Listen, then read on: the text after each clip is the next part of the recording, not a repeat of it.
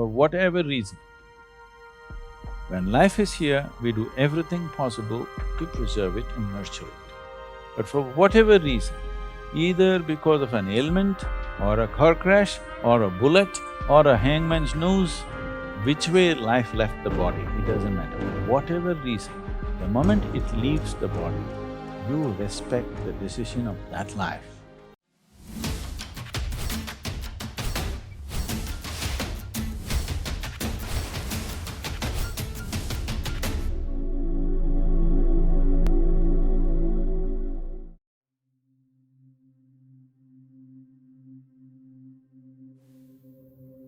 It's 7 years now.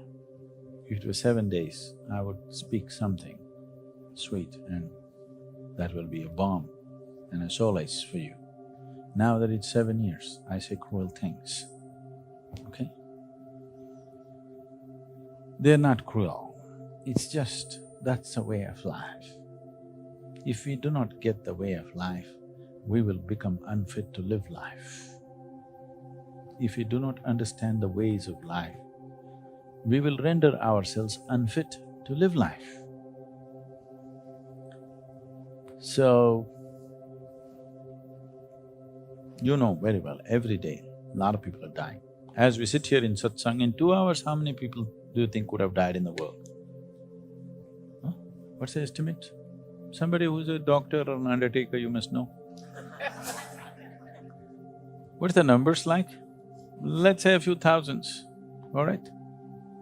I don't know, it could be more than that, isn't it? In 24 hours, I think a few million people are dying, yes? A couple of million at least must be dying. In 2 hours, a few 100,000 are dying. And every one of them who die will be dear to somebody, yes? Maybe 1 person, 2 people, 5 people, 10 people are crying right now about that 1 person who died, yes or no? So, do we say, oh, it's nothing anyway, they die, leave them alone? That's not it, that is carelessness. I'm not talking about that. But still, to understand that this is the way life is structured, but you have structured your thought and emotion in a different way, which is bound to break at some point. Either it's going to break because you die or somebody else dies. If both of you have to live forever, then we cannot tolerate this. Yes? Can you tolerate a whole lot of people who are attached to each other, they never die? Can you tolerate this? It will happen invariably. The only thing is we wish that everybody has a complete cycle of life and die, that's our wish. But what is a complete cycle of life? Today doctors are saying if you live for another 50 years, we will make you live for 500 years. Of course you won't remember what happened 400 years ago, but it doesn't matter, we'll make you live 500 years. Only thing is, you must have tubes and pins and needles and connected to you wherever you go. But you live for 500 years, you know they're saying this? Some of the doctors are saying, now they can manufacture extra spare liver, spare kidney, spare heart with stem cells and keep it ready for you if you have the money. Even now it can be done. Only thing is like yesterday or day before I was talking to a doctor who was very involved in this, he said, see, we can grow a spare liver for you right now, but only thing is we cannot fully control that. It is possible that your liver have teeth.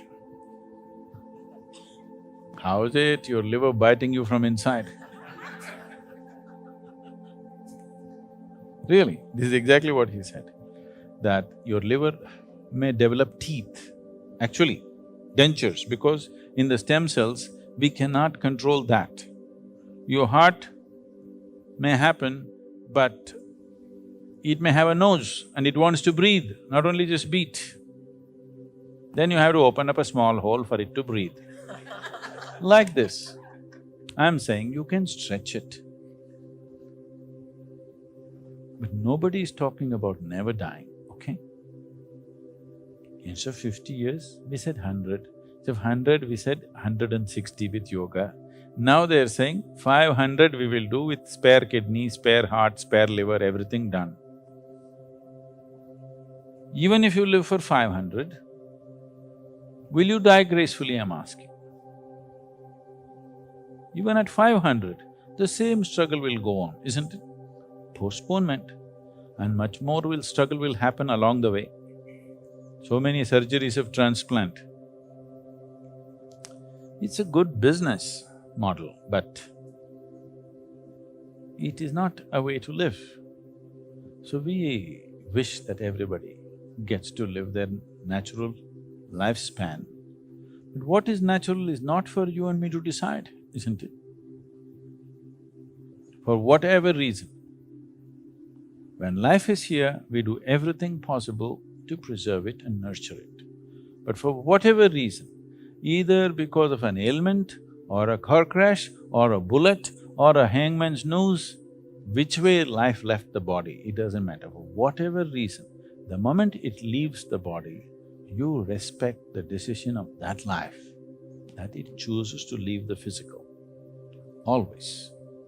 If you do not respect that, you have not understood the fundamentals of how life happens. And anyway, this is not even about life. This is about having lost what is yours. Somebody lost a home. They're crying about it for 7 years. Somebody lost $1 million, they're crying about it for 14 years. Yes or no? Yes or no?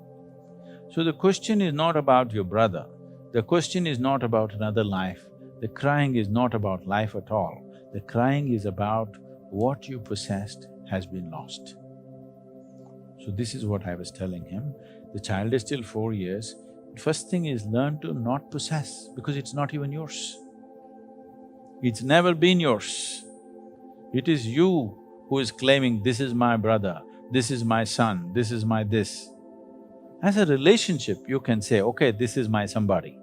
But you believing this is mine, and if you lose it, you're broken, is not compatible to the way life is structured. This may not be acceptable for you. How cruel can Sadhguru get? It's not me, this is the way creation is. Either you see it and be in tune with it and make maximum out of life, or you don't see it and cry about everything that happens.